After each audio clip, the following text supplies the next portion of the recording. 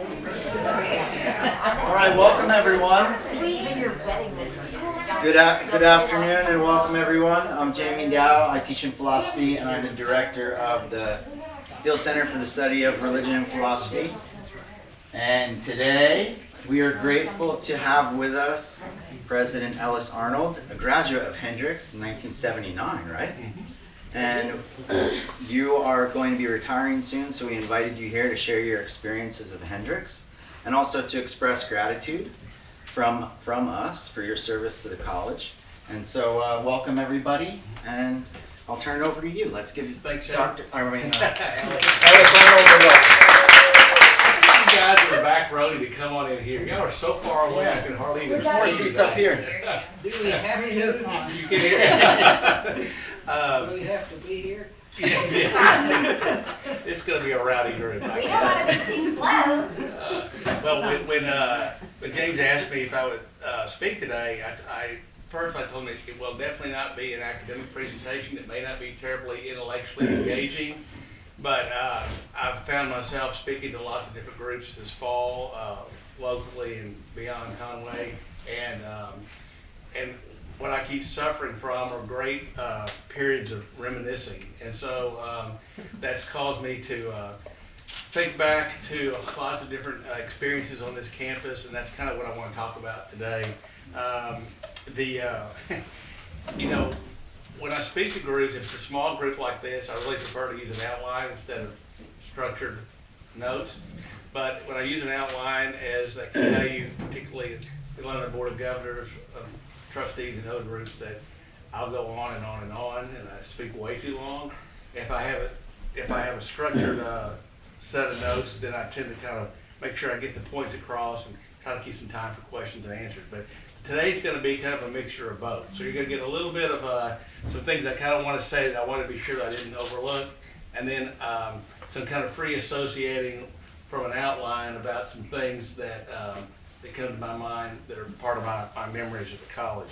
But before I begin, I do want to say how much I appreciate the Steele Center and all the Steele Center means for Hendrix College, and the ways in which it also provides an important voice of recognizing people in our state for both education and social justice and the things so that's something that I'm very proud of, that the college has been a part of.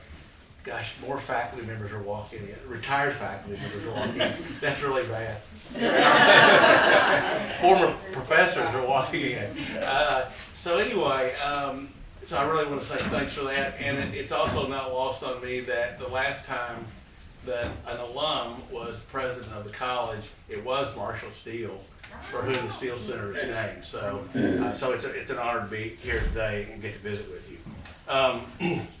So with that, a few years ago, our campus community amended and rewrote our mission statement. And now we refer to it more as our statement of purpose. And we created some other documents along with that as well at the same time. In fact, it's not uncommon to amend an institution's mission statement. In fact, our Higher Learning Commission actually requires us to review it and have the board and the campus community consider it from time to time. And so we rewrote the mission statement into a statement of purpose a few years ago. But before those most recent changes, the opening sentence to our mission statement had been the same for several decades. And it went something like this: Hendrix College is a coeducational, residential, liberal arts institution related to the United Methodist Church, ... and it went on from there. But that opening sentence was part of our mission statement for several decades. And it's the emphasis on those particular characteristics, being residential, being liberal arts, and being related to the United Methodist Church, is what attracted me to Hendrix in 1975. As a high school senior, I really only seriously considered two schools, Hendrix and Vanderbilt, but it was the intimate nature of this campus and the prospect of getting to know my professors both in and out of the classroom, as well as what I perceived as a 17 or 18-year-old is the depth and breadth of a liberal arts experience that excited me, along with the fact that I had spent time on the campus 2 or 3 times as a youth through Methodist youth camps as well too. All convinced me that Hendrix was the place that I wanted to be for the next 4 years. So this is the part of my outline where I kind of go into structure by year. So this next period of time, this is when, if we were on TV, that'd have 1975 to 79 on the screen. So this is sort of the 1975-79 period. Other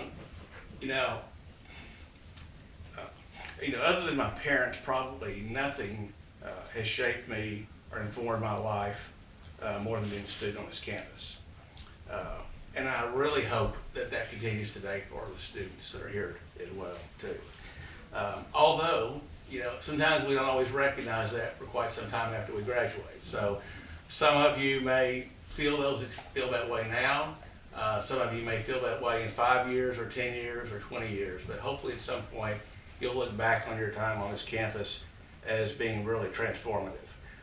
There were 2 things that really impacted me during those 4 years, if you had to condense them. First was the faculty, and second was the residential experience and the relationships that were developed out of that whole residential experience, if you would. Even though it's been more than 40 years ago, I can remember the fall of 1975 like it was yesterday. I can remember vividly, back then we were on the trimester. You only took 3 classes. You went to class pretty much every day. So before I came, they even went to class on Saturday, if you can imagine that. But we had class pretty much every day. In my first semester, my first class was with Dr. Chuck Chappell, English Common. My next class was Introduction to Political Science with Dr. John Ziegler.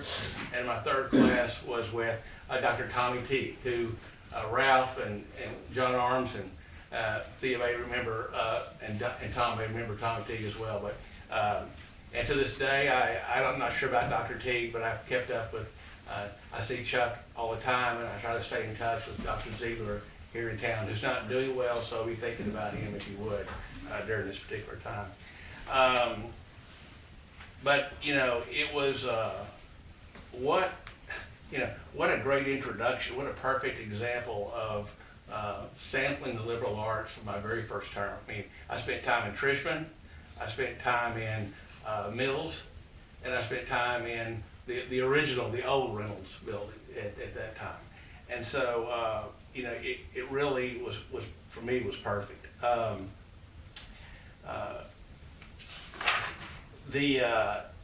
One thing I'm going to sort of digress a little bit. So we have this thing called Alumni Weekend, which is when you see everybody moving around the campus and trying to get everything spruced up when all the old people come back to campus. And one of the days, on Friday afternoon Alumni Weekend, we had this thing called Half Century Club. And over the years at Half Century Club, we've allowed the alums that came up to actually talk, and share some of their experiences. Well, as years have gone by, and invariably, those alums, when they come back to campus, some of them hadn't been back in 50 years, will lift up the names of certain faculty members that were important to them. And so we've gotten to the point now where between COVID and the class sizes have gotten so large, we really don't have that much time for them to be able to do what they did then. So given the fact that my Half Century Club banquet will be in not too many years off, I won't have that chance. I want to do that now. So you all are going to have to listen to me freeze those things. I told James a little bit about some of the people that were important to me. Dr. Chuck Chappell, who I mentioned a minute ago, was English Comp. We met in Trishman. It was a small class. I think we had probably a dozen students, maybe 15 in that class. It was wonderful. It was wonderful to accept and take out to Dr. Chappell's grading. And so every time I would turn the paper in, I would get it back. And by the way, my mother was an English major, and my father was a math major. So Intro to Poli-Sci was the only thing I thought was going to be a challenge for me. I thought the other two were going to be easy. And so I get my paper back. It says, "Nice work, good style, C+." I get the next paper back. "Nice work, good style, C+." And I look at these students that are sitting to the left of me and the right of me from who knows where, I don't know where they were from, but their papers were just, I mean, ink all over them, were just completely ripped to shreds. And so finally I go back to Dr. Chappell and I say, right before the last term paper, and I said, Dr. Chappell, if we had this long term paper due at the end, it was the longest paper. I said, if I make a B on this paper, am I gonna get a B in this course? He goes, well, we'll just have to see. And so of course, go all the work, get the results back. It was a B, but my course grade was not a B. And so I was devastated. So I wrote Dr. Chappell off right then and there. I had no experience with C's. I certainly didn't think that was how I was supposed to start my Hendrix career. And so, but nevertheless, I stuck with him. So then you fast forward about 2 or 3 years and I see Dr. Chappell one day and I say, Dr. Chappell, I'm going to give you another chance. So I took Southern Lit with Dr. Chappell, and it was absolutely fabulous. I mean, I think we read every book that Faulkner ever wrote. I mean, we literally, in fact, I think the terms were probably only about 12 weeks or so. I think there must have been 8 or 9 novels, Faulkner books we read. It was incredible. We read, Robert Penn Warren, All the President's Men. I mean, you can use that book for a doorstop. It's about 500 pages, huge book. We read all the stuff from Thomas Wolfe, from Look Homeward Angel to other things, and it was really intense, but it was absolutely fabulous. And one of the lessons that I would say to students that I learned from that was, I shouldn't have stayed away from the English department for a couple of years. I should have gone back sooner because I loved it. And Dr. Chappell was great. Dr. Ziegler was one of my very first classes here. I have to lift him up. Intro to political science. I knew, and this is another thing that I tell students, when I get to talk to new students, either they're here for SOAR or if I speak to the football team and they come in early or somebody, any group, when I get to talk to them, I say, whatever you do, don't think you know exactly what you want to major in or what you want to do when you get out of Hendrix. Because I was kind of that person, and I wish I hadn't been in some ways. I knew I was going to be a lawyer. That's all I ever wanted to do. And then I loved intro to political science, so it just made sense. It seemed natural to me to really pursue that, and I did. And Dr. Ziegler was great in that class. It was interesting that with Dr. Ziegler, I had him my very first term as a freshman in intro to political science, and I had him in my very last term as a senior in a course called, I believe it was called American Executive. And basically it was about the American presidency and a study of that. It was really great. And then of course I have to talk about Dr. Larson, David Larson, who some of y'all know and may remember. Dr. Larson was my advisor. As much as I loved the political science realm, I was fascinated by the course we took in Russian history. It was an absolutely fabulous course. We had a course called CF&D. That was a short version of it, stood for Communism, Fascism, and Democracy. And we just called it CF&D, and it was an absolutely fabulous course. Dr. Larson, and I'm going to mention something about Dr. Christie in a minute, they quite different people, but they did both smoke a pipe. So if you can imagine going into Mills and half the rooms down the hall, people were smoking pipes, and it was a different time for sure. But Dr. Larson encouraged me to apply to at least one Ivy League law school, and I told him, no, I didn't want to waste my time or my money on that. There was no way unless they were looking for some token Southerner or something. I said, I don't have the grades or the test scores to do that. But he insisted that I do it, so finally I did my research and came back and decided I was going to apply to Cornell. And so I get the first brochure comes in the mail, and I get it, and there's this picture, beautiful campus, and about 3 or 4 feet of snow on the ground. And so I go over to Dr. Larson's office with my brochure in hand, and I said, Dr. Larson, look at this. I'll never forget, he looked at it and didn't miss a beat. He said, oh yes, a good morning dew. So I knew, I did get waitlisted, but I never got accepted, but I said I did what my advisor advised me to do, so I could say I fulfilled my responsibilities. Got to talk about Dr. Francis Christie. He was not my advisor, nor in my area of my major, but probably the most influential professors I ever had. I had every course he took. he had a real unusual speaking pattern. Those of you don't know what I'm talking about. And he was this big bellowing voice, and it could be really intimidating, but he was absolutely incredible. And so I had every class that he taught, and in the Rainey building. And that's where, too bad religion and philosophy went in Ellis Hall back then. These are a lot better digs over here. But the Rainey building was where the religion and philosophy faculty were. And as it turned out, when I graduated, I actually had more classes in religion and philosophy than I did in my major itself, even though it wasn't my major. But Dr. Christie was really a mentor to me in many ways. And not unlike Dr. Larson, he was never shy about giving me advice. And one day he summoned me to his office, and he didn't say anything. I walked in, and I thought, he never did that. He never said, come to my office and come see me. So when I went in his office, I thought, what is this going to be about? And he just throws this brochure down in front of me and says, read this over the weekend. And it was a brochure from Vanderbilt promoting their brand new program. It was a joint JD MDiv program. So instead of going to law school for 3 years or going to divinity school, you could get both degrees at the same time from Vanderbilt in a 4.5-year period. And I think he thought that if I really was on the fence about whether I was going to go to law school or seminary, which I really wasn't on the fence, he could somehow persuade me that maybe I would see the light if I went to the Vanderbilt program instead. But that didn't happen. But he was a great friend and mentor. The other person I've got to lift up real quick is John Churchill. I've had multiple relationships with John.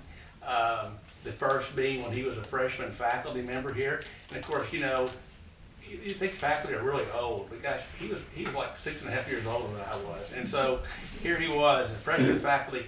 And the best story, and this is a Churchill story that Churchill tells, not me, but was that he was a freshman faculty member in the spring of 1978, I think it was, and we were taking social and political philosophy. And it was an absolutely fabulous course, and Churchill was probably among the top 2 or 3 most brilliant people I've ever known in my entire life. And he was just fabulous. He was just energetic. He was, dynamic in the classroom and made all these really deep subject issues just come to life and really inspired conversation. And so one day we're in there, and I swear I think this class was in Grove Gym for some reason. I have no idea why we were in that building, but it feels like we were. Dory's nodding her head. We were. And so in comes Roy Schilling, the president of the college, and Bob Cave, who's the new board chair at the time he's taking it. And I look up at Churchill, and his eyes looked like he just deer in a headlight. I mean, it was just, and he froze, and he couldn't say anything, couldn't do anything. And then in a minute, I'm going to talk about somebody else, but who was in that same class with me. His name's Martin Shell. But Martin and I both were sitting next to each other, and we looked up, and we see John just frozen. And so we started asking the questions. So we started posing questions to Dr. Churchill at the time, and asking him all these, and made him look so smart. And he just looked brilliant in front of the president and the board chair, and he said it saved his career. So I don't think that's exactly true, but most of that's true. So anyway, then I got to say something about Reverend John Guthrie.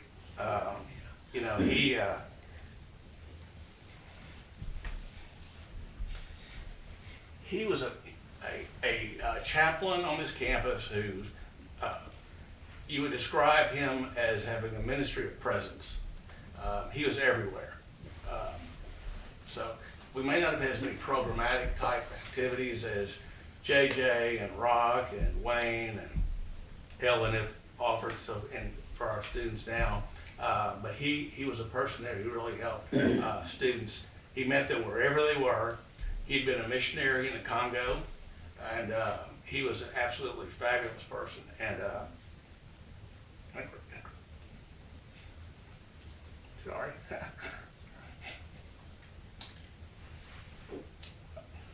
influenced a lot of people.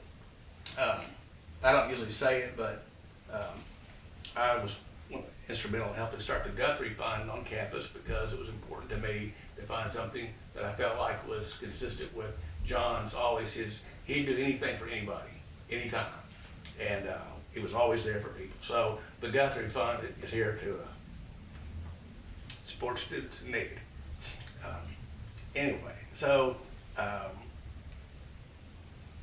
there were so many other professors that I could talk about. Thea's here. I had Dr. Spatz for at least 1 or 2 psychology classes. Had Dr. McKenna back in the back there for at least a class or 2.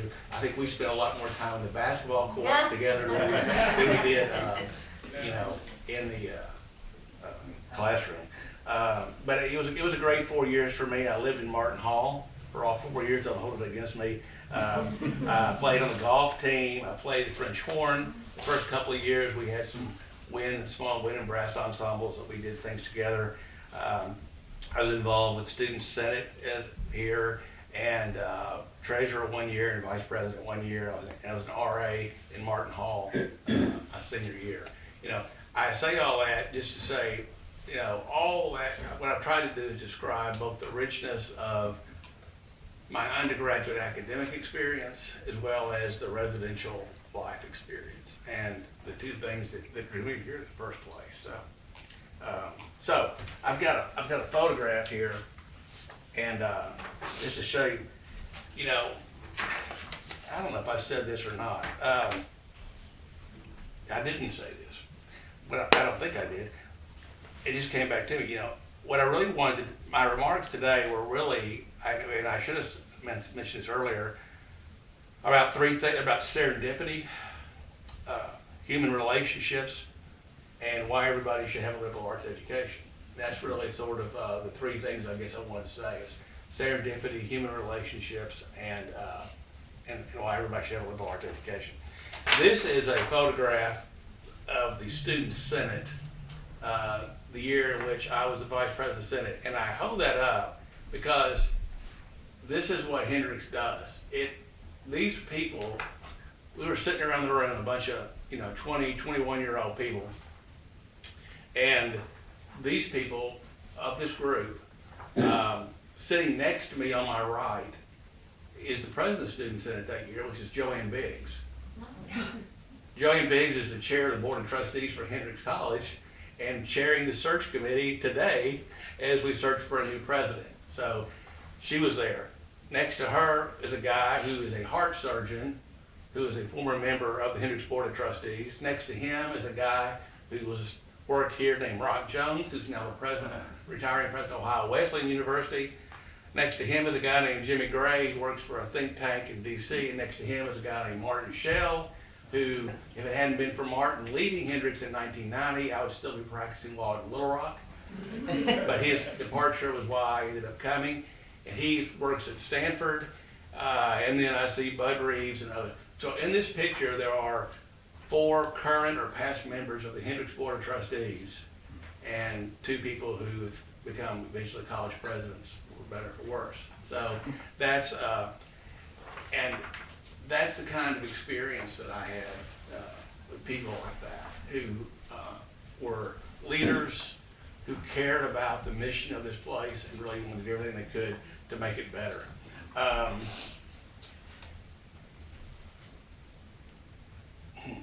Well, this is the 75 to 79 year period, and I'm gonna have to move on and get quicker. I know, start talking faster, but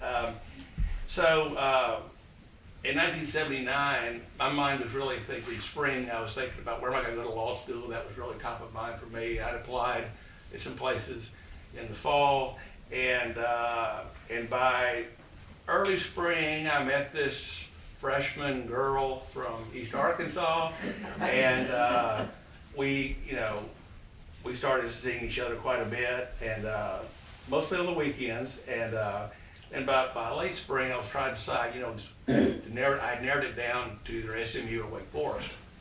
And so, as bright and smart as we thought we were, there was this guy named Rick Roberts from Springdale, and he needed to go interview at Florida State for a PhD program in biochemistry.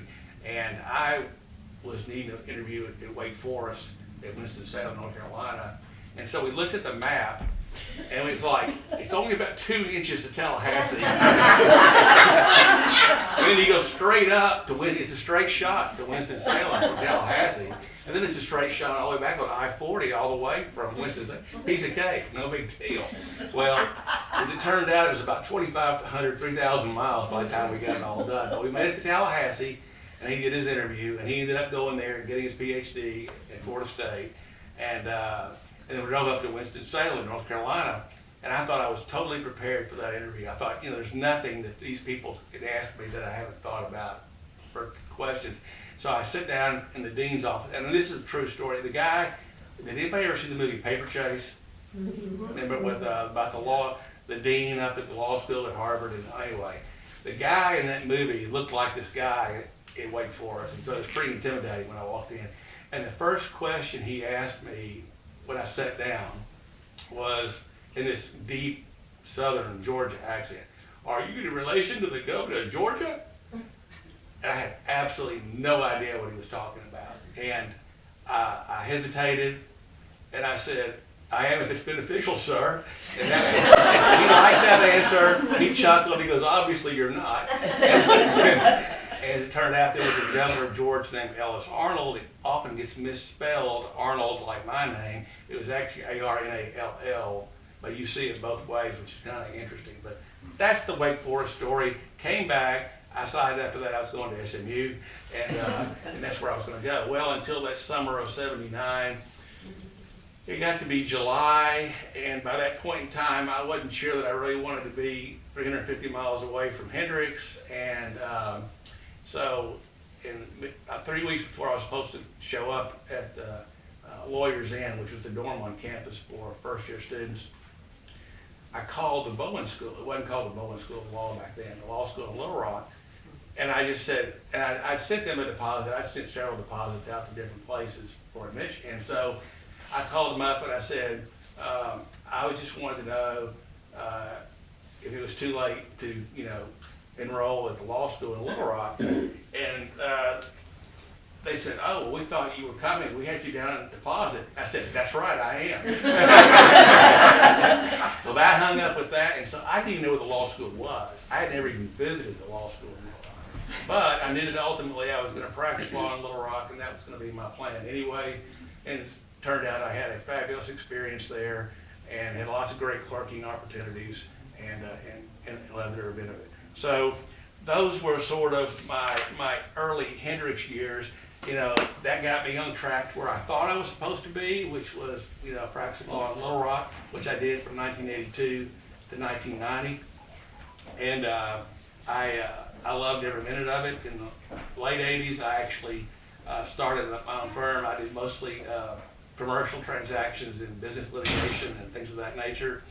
And there was again, the serendipity. I ran into a guy at something called Hoot Fest that used to be downtown in Little Rock, where it was 3-on-3 basketball. They turned the whole downtown into a basketball arena. And I saw this guy who I hadn't seen in a few years, and it turned out he just gotten back from getting his master's in tax. And I said, "Well, I really need a tax attorney in our office." I said, because I'm referring all that business out. So long story short, he was a partner at the Rose Law Firm in Little Rock, and he left the Rose Firm and joined me. And then about 3 weeks later, another tax lawyer from the Rose Firm joined us. And so the three of us had an incredible chemistry. It was a magical time and had more inflow business than any of us could have dreamed for. And it was going great until the summer of 1990, when I get a phone call from then President Joe B. Hatcher, who wanted to have coffee. And so I said, "Sure." And I'm not dumb. I figured he wanted money, so that's what the president did. And so I said, so we set up coffee at, I think, the Excelsior Hotel. And literally as I was walking out the door to go meet with him, my assistant stopped me and said, "You've got a phone call. It's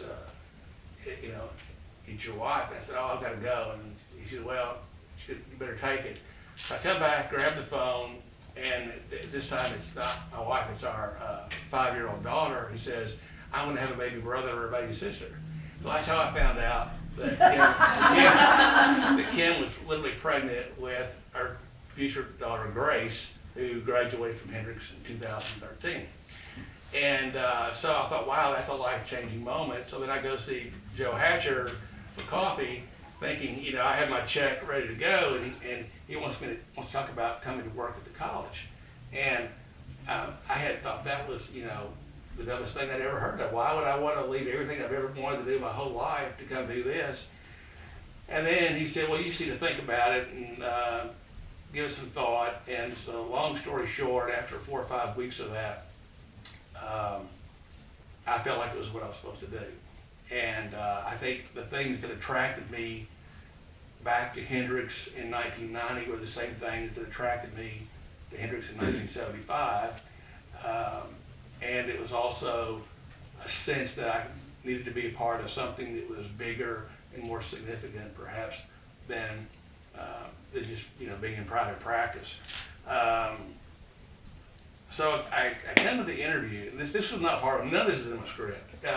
So I come to the interview, and so they tell me I'm going to be interviewing with, you know, 3 faculty members, and I'm sorry, I can't remember who 2 of them were at the moment. I knew them, but when I walked into the room to interview, Ralph McKenna was one of the 3, so it's all his fault. He got a chance to veto this back in 1990, and he walked in, and he looked at me and he goes, Big E. Well, that was my nickname from playing basketball back 20 years earlier. But once again, it's just another example of how faculty don't forget their students and to remember them. And long story short, I came to work here in 1990 as Vice President for Development and College Relations, that they called it back then, which was kind of alumni, church relations, you know, all those sorts of publications and things we did. That was all part of our office. And I absolutely loved it. I was like a sponge almost. In fact, the last question that I asked Joe Hatcher, so the day I decided to accept the position to come here in 1990 and leave everything. In fact, everybody in the business community and the legal community thought I lost my mind. Because they thought, why is he leaving all this to go there? And the last question I asked Dr. Hatcher was, you're not leaving anytime soon, are you? He says, oh, no, of course not. Well, we'll get to that in a minute. But anyway, so it turned out, you know, that's how he got me here, and I loved it. And the first year, I really was like a sponge and just soaked up as much as I could. But then literally within a year of my arrival, he announces he's retiring. And so everybody comes up to me and says, man, I bet you're really nervous, aren't you? Because, you know, you're really vulnerable. And I'm so naive. I mean, I'm 33 years old, and I'm thinking, why am I vulnerable? I mean, and I'm thinking, we're going to get a new president who's going to come in here and know nobody, and I know everybody. It looks to me like they need me. And so, as it turned out, and I became the new president, and that's exactly what it was like. We had a fabulous relationship the time I worked with her. In between, though, the time that Dr. Hatcher left, because he left in December, retired in December, John Churchill was interim president. And I just wanted to throw that out there because he did that a time or two. And as close as John and I were having, A, I'd been a student, B, we'd been on the senior staff together for about, you know, a year and a half, working side by side. But it was our time together when he was interim president that I think we became the closest. We traveled a lot together. We had several near-death experiences together, and they were great memories. But that and so I am particularly glad that we were able to dedicate the Churchill Plaza this year before I retire, because that means a lot to me personally. But those years were interesting years, and I'll just say that probably, you know, we had some changes during those years. The CFO left, and I became the liaison for the business office with, in addition to my other responsibilities. The VP for enrollment left. The first one left. We went through 2 failed searches. We finally hired somebody, and then that didn't last long. And so I became the liaison again at the admissions office to senior staff in many ways. And So I got a really heavy dose of the whole institutional programs and you know, and operations more than someone who typically would, who's just you know, doing one particular area and focusing on it.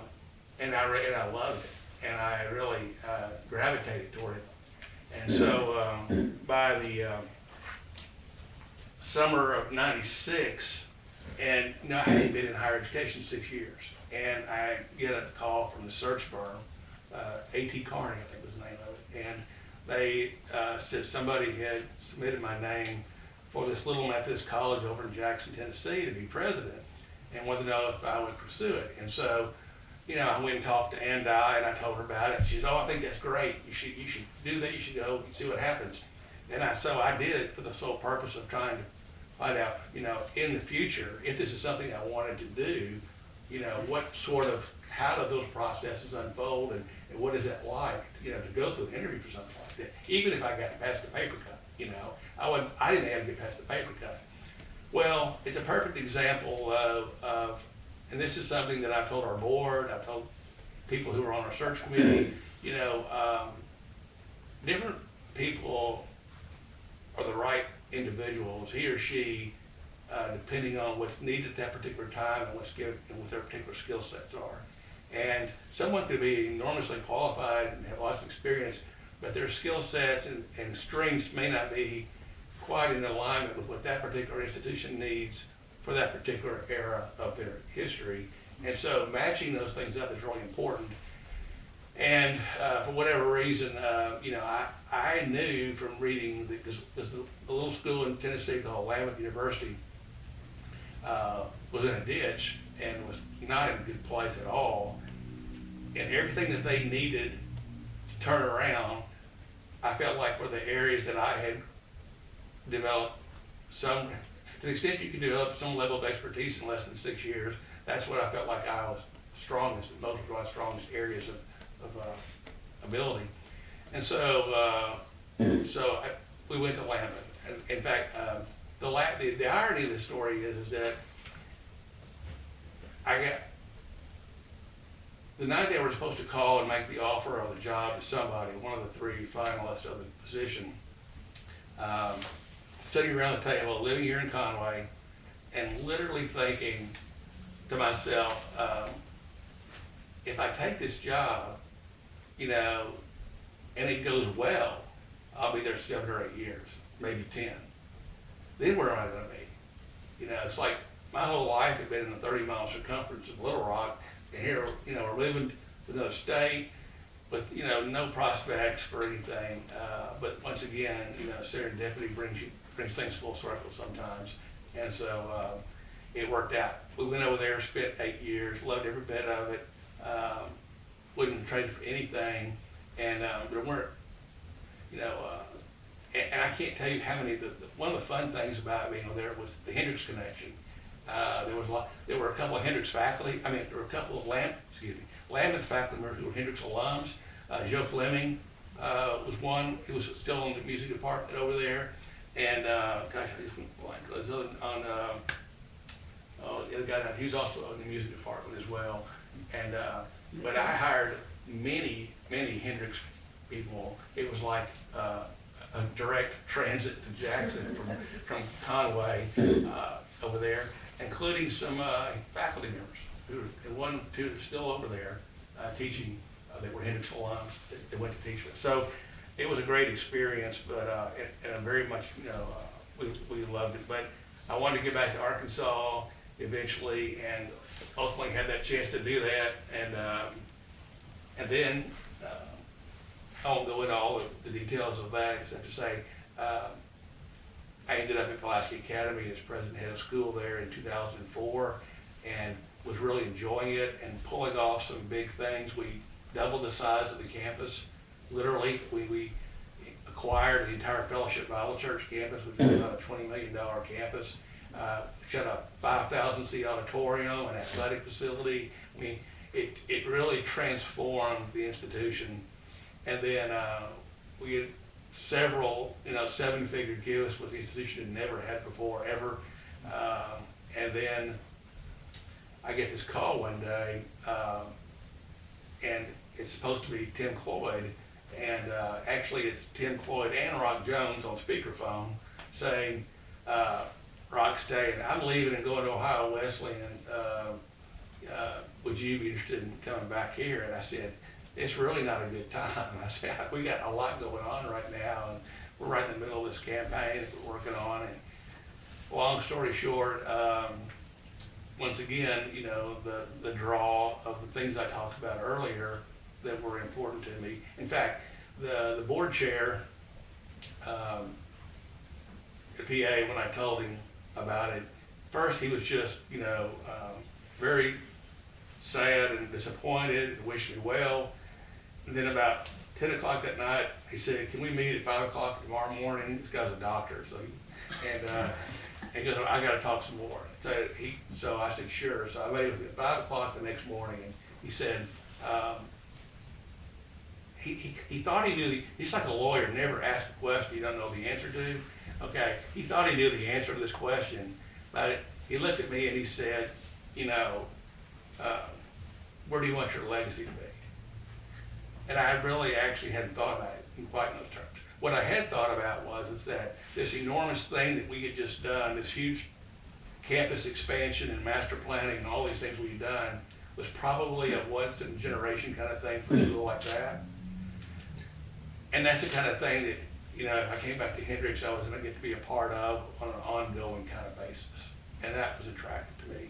And so when he asked me the question, I said, I think I want my legacy to be at Hendrix.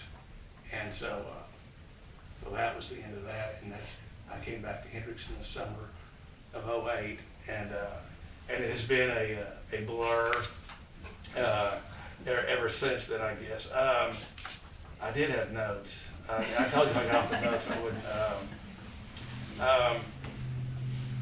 I came back to here as I think as executive vice president and dean of advancement and general counsel, and had a chance to serve as acting president a couple of times back in '09 and '10, and in 2013 and 2014.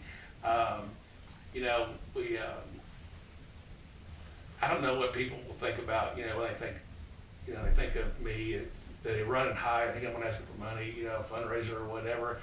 But, you know, I think it's really never been that way. People want to talk to you. They want to be around you and hear what's going on the campus, and they want to be supportive.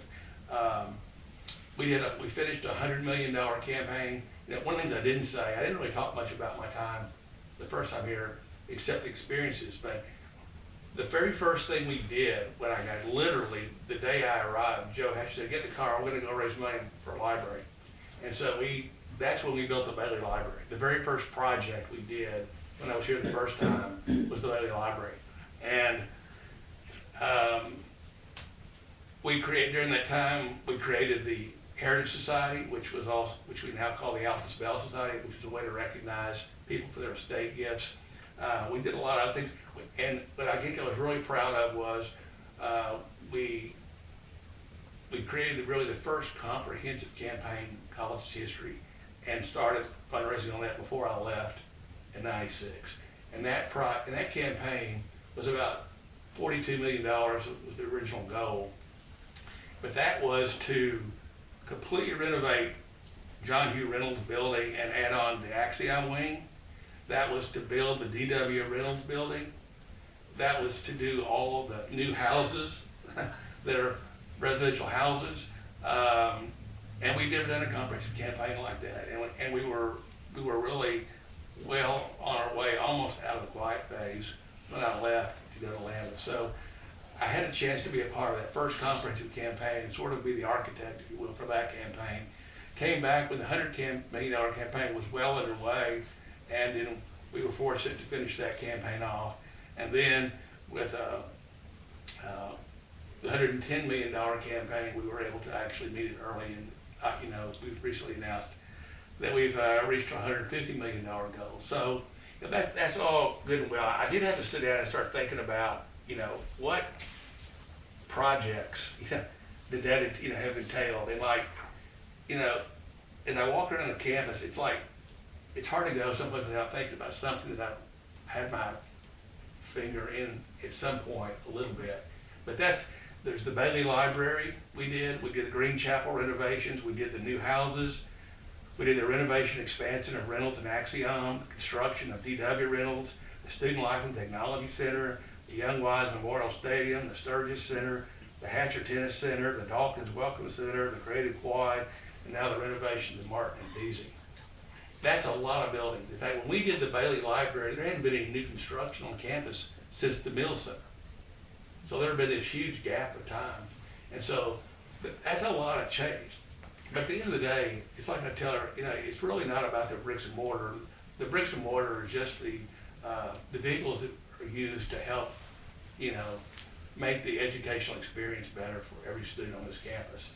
And when I think, if our students were still in Grove Gym or still in Hewlin, and trying to manage and deal with that, it wouldn't be the same experience, And the residential life experiences that have, there are opportunities now in terms of opportunities to live in different kind of spaces are dramatically different, and hopefully that's enhancing the experience for our students as well too. So I think that, when I said the two things that were most important to me were the faculty or the academic experience and the residential experience, I think it's kind of fitting that I hadn't thought about this until this last week. The very first project I was ever involved with was the Bailey Library, which is the academic backbone of any institution, and the final project were residence hall renovations. So to me, it's kind of serendipitous once again, the way things have sort of turned out. So that's what happens when I get away from my notes. But anyway, that's happy to talk about anything you want to talk about. Questions? Send those pictures around. Yeah. Oh. Yeah. We have about 13 minutes for questions, so. folks This wanna ask other questions, picture or- is actually my senior picture, which is quite appropriate, in front of Martin Hall, holding my constitutional law book. So. Questions? Memories?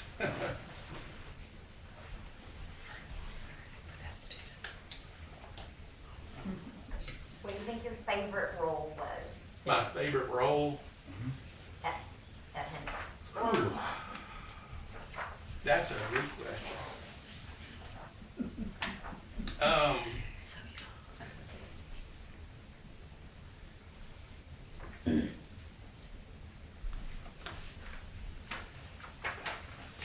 Maybe my first one.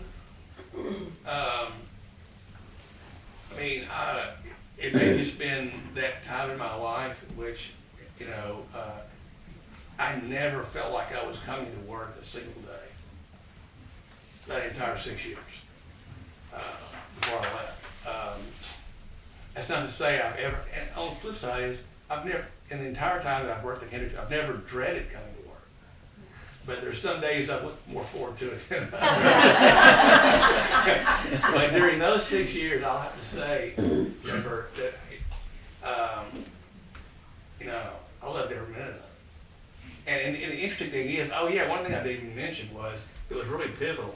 And John and Ralph may take exception to this, but, or Wayne, anybody else that was here back then, one of the most important things we did, the first 6 years I was here, was join the ACS. And we got an invitation, literally the first month I arrived, we got an invitation to join the CAC, which was the athletic conference with Rhodes, Swanee, Center, and all that group. And the first thing when the invitation came, they said, you have to start football.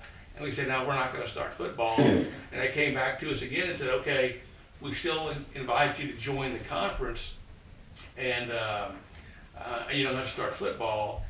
And that really, frankly, I don't think this is any secret. I mean, that's one thing that I think was kind of the end point for Joe Hatcher.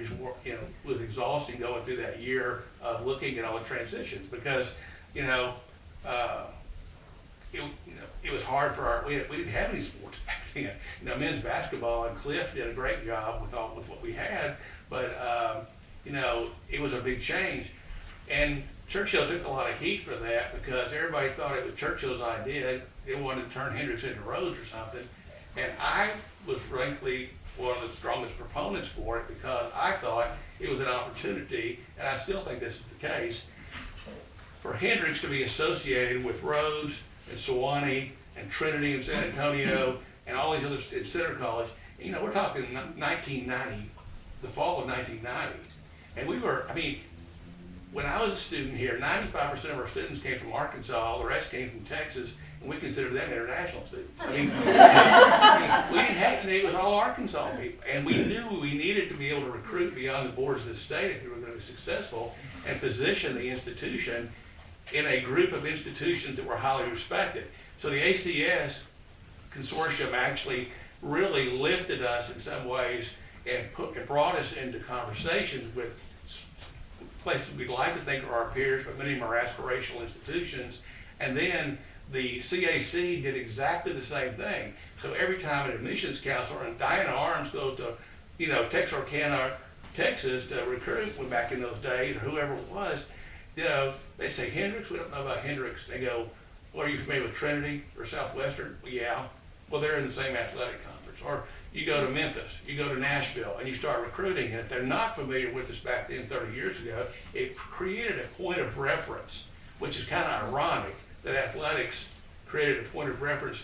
But what it did, the point of reference was to other quality national liberal arts colleges that people understood who they were in those particular states. I mean, you know, I doubt many people know where Danville, Kentucky is, but, you know, people in Kentucky know that Center College is a great institution.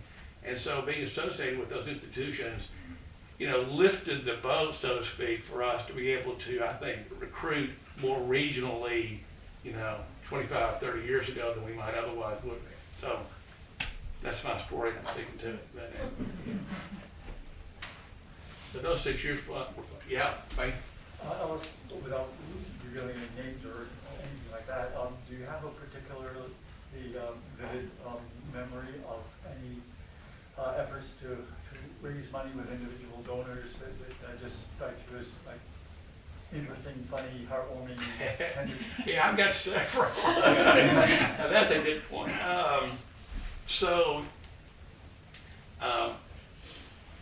Oh gosh, I got 2 or 3. How much time do we have? 4 minutes? 7 minutes. 7, okay.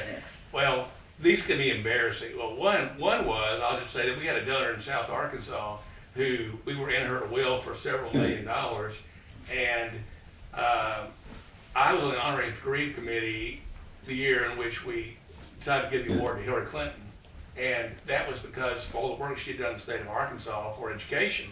Well, we decided to make that decision in 1991, I think it's right, and well then, long before anybody ever had a thought that Bill Clinton was going to be the nominee. Well, graduation rolls around in June of '92, 2 weeks before the Democratic National Convention, and Bill Clinton's about to be crowned Democratic nominee, and we had a lot of physicians in the state who were not happy with us, and we had who were alums because of some of Hillary's positions on health care and things at that time. But the lady down in South Arkansas was going to take us out of her will, and so John Churchill and I went down there together and visited with her and convinced her that that was not a good idea. And that was quite interesting. That was challenging, to say the least. The funniest thing that ever happened, and she would kill me for saying this, absolutely kill me. This is recorded. Yes.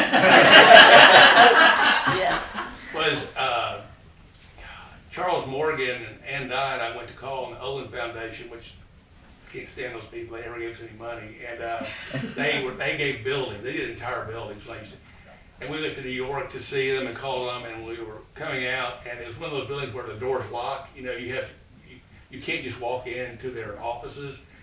Well, the restrooms were the same way, and so we came out. President Dye needed to go to the restroom, and so about this time, some guy comes walking out of the men's room, so she just dashes in there. So Charles Morgan and I said, we're going to stand guard here and wait, until, no big deal. She'll be out, pretty soon.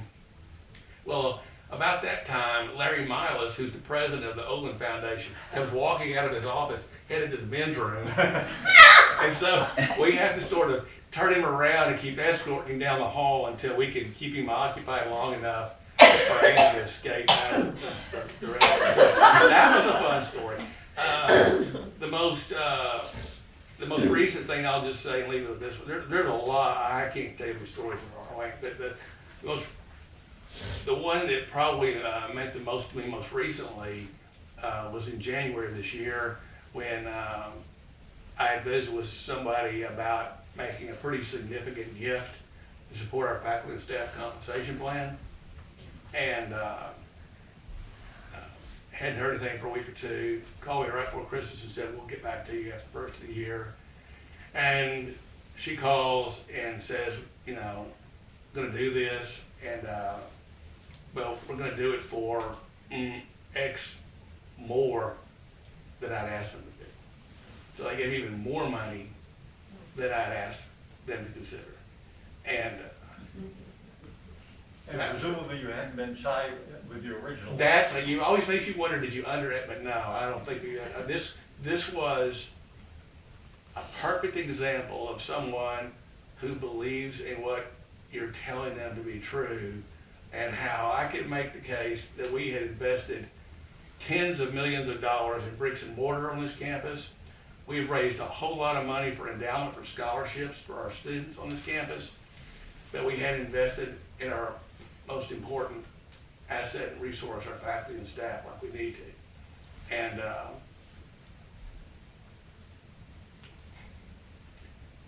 that was pretty moving. Totally unexpected, you know, and significant. Yeah.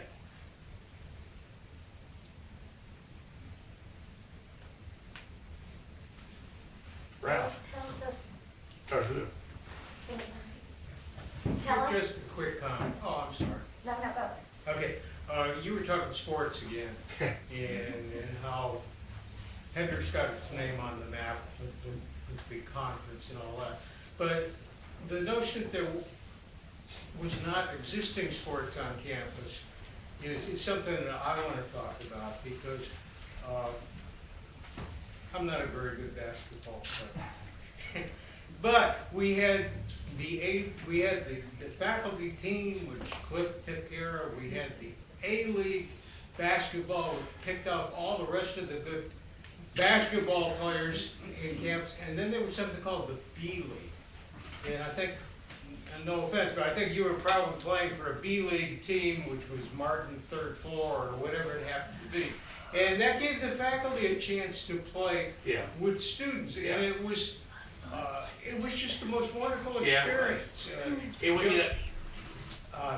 We had people that we played against students in our classes. Yeah. And hence the comment when you came to interview for the position.